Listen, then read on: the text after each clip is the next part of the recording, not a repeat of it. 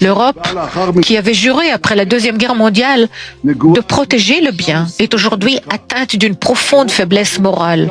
L'Europe perd contrôle de son identité, de ses valeurs, de son engagement à sauvegarder la civilisation du barbarisme. Mais cet engagement éternel, Israël ne l'oublie pas. Ensemble avec les États-Unis et d'autres États, des États avec lesquels nous tissons des alliances dont on parlera encore.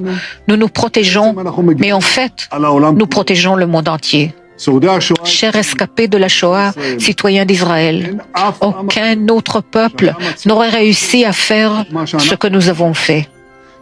Effectuer une révolution immense de la Shoah vers le renouveau.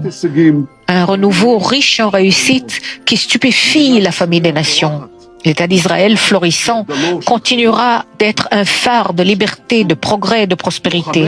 Les combattants israéliens qui montent vaillants la garde de notre patrie continueront à susciter l'inspiration comme dans le verset des Chroniques. Vaillants héros, hommes de guerre, maniant le bouclier et la lance, ayant une apparence de lion. En peuple de lion, nous continuerons avec l'aide de Dieu de rugir le rugissement éternel, le peuple d'Israël.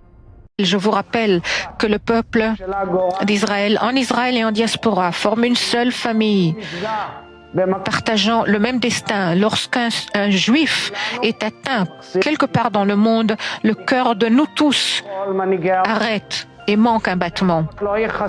Et j'appelle tous les dirigeants du monde. Les mots, les paroles ne peuvent couvrir une absence d'acte. Vous devez combattre l'antisémitisme par tout moyen et partout avant qu'il ne soit trop tard.